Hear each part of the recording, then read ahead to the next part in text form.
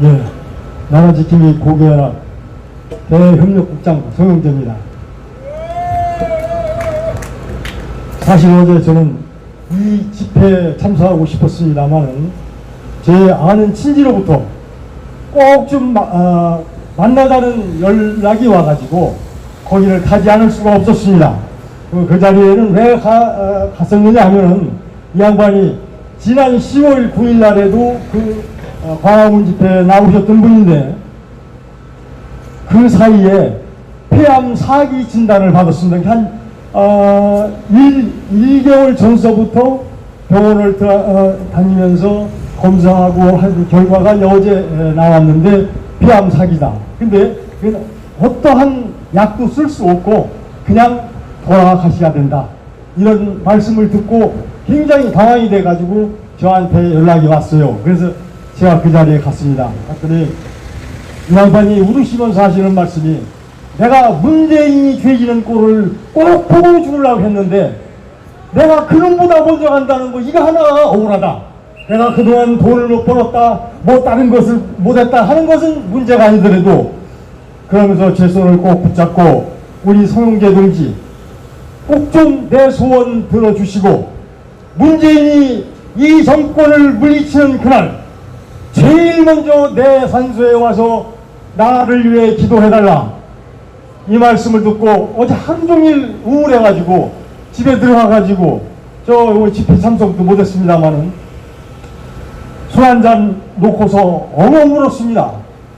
정말 살아야 될 사람은 살지 못하고 되져야 할 놈이 살아가지고 바락바락하면서 대한민국의 망조드는 길로 이끌어 나가고 있는 이 현실이 안타까워서 있습니다. 우리는 정말로 개돼지와 같은 국민들과 같이 살고 있기 때문에 오늘날 문재인의 이 폭행을 보지 않으면 안 되는 억울한 사회를 살아가게 된 것입니다. 우리가 조금만 일찍 깨었더라도 이러한 세상을 맞이할래야 맞이할 수가 없었는데 어떻게 돼서 아직도 깨어나지 못한 우리 국민들 때문에 많은 고통 속에 있었습니다. 우리 고교연합이 삭발식을 9월 28일 날 200여 명이 했을 때 그 며칠 전에 우리가 법무부 앞에 가가지고 조국 사퇴 이런 집회를 했었습니다. 촉구 집회를. 제가 그 자리에서 그런 얘기를 했습니다. 야, 조국아, 내가 네 애비빨 되는 사람이요. 사실 그렇습니다. 제가 고등학교 3학년 때 조국이가 이 세상에 태어났습니다. 그 당시에는 6.25가 끝나고 얼마 안 됐을 때이기 때문에 우리 나이에 장가가는 사람들이 있었어요. 우리 친구들, 초등학교 때 친구들은 18살 때 아기를 낳은 놈이 있어요. 그걸로 따지면은 조국이는 내 자식뻘이라 이런 얘기죠. 네 애비뻘 내는 양반이 꼭 이 머리를 깎아야 되겠냐 이 쌍놈아. 네가 제발 좀 내려와라. 내려오면 내가 이 머리 안 깎아도 된다. 나도 정말 70몇 년 동안 길러온 이 머리를 갖다가 싹 깎아야 되겠냐. 너 당시 그런 얘기를 한 기억이 납니다. 근데 이제 보니까 또 한 번은 깎았는데 또 한 번 깎아야 되겠습니다. 문재인이 이 새끼 내려오도록. 이 새끼라고 해도 괜찮습니다. 왜냐면 얘가 나보다 나이가 한참 어려요. 그러니까 이 새끼 저 새끼 할 수 있습니다. 예. 그런데 면전에서 한번 옆에 놈들 때문에 안 될 것 같으죠. 면전에서 할 수 있습니다. 우리는 이제는 해야 됩니다. 또 이번 19일 날 쟤들이 국회에 가가지고요 저녁에 촛불 집회를 200만 동원 명령을 내렸습니다. 자유연대에서도 광주로 가서 집회를 가지려다가 야 이건 맞불 집회를 해야 되겠다. 근데 그날 우리 낮에는 자유한국당 집회에 참여 안 할 수가 없습니다. 참여하시고 힘이 나시는 분들은 꼭 국회 앞에 가서 맞짱 떠보니까 사실 아무것도 아닙니다. 난 빨갱이랑 굉장히 무서운 줄 알았어요. 그랬더니 해보니까 별거 아니에요 이 새끼들. 뒤끝도 없는 놈들 이거. 조국이 내려왔듯이 이제 문재인도 내려옵니다. 우리 조금 전에 손상윤 대표께서는 이거 내려오기 어렵다고 하지요.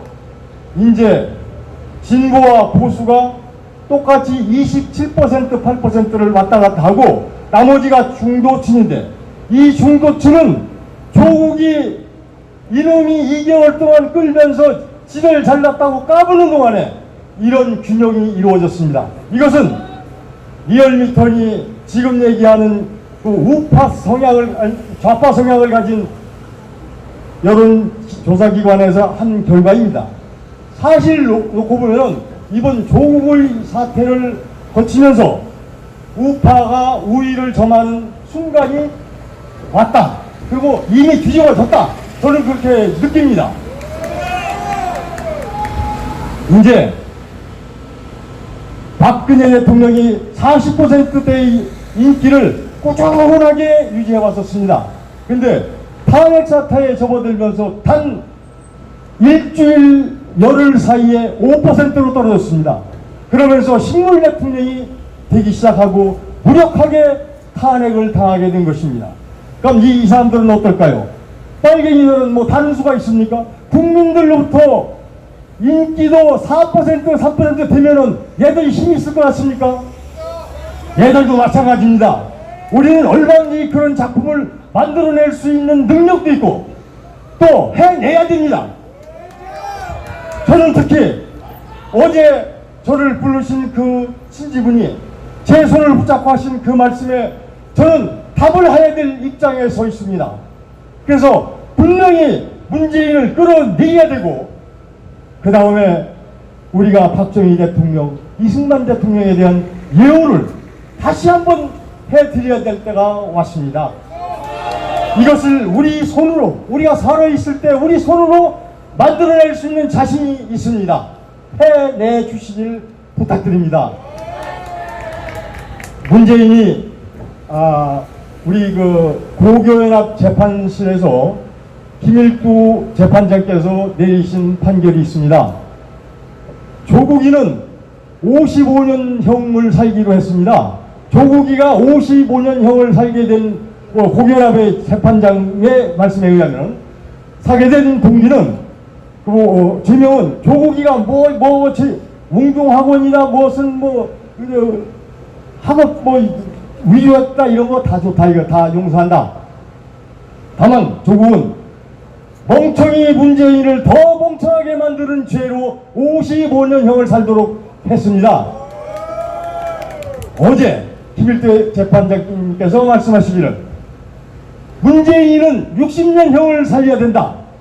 60년형은 왜 60년이냐?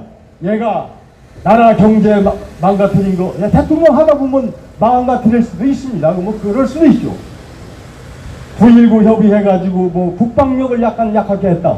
그럴 수 있지. 빨갱이 나라 만들려고 맘먹었는데 그런 거 해야 되겠죠. 최저임금제 한 거, 전 정권에서 했다고 또 떼어넘깁니다. 이런 거 죄 없다고 칩시다. 어제 김일두 재판장님 말씀에 의하면 예의죄는 아주 간단합니다. 트럼프하고 회담하는데 A4 용지를 컨닝한 죄입니다.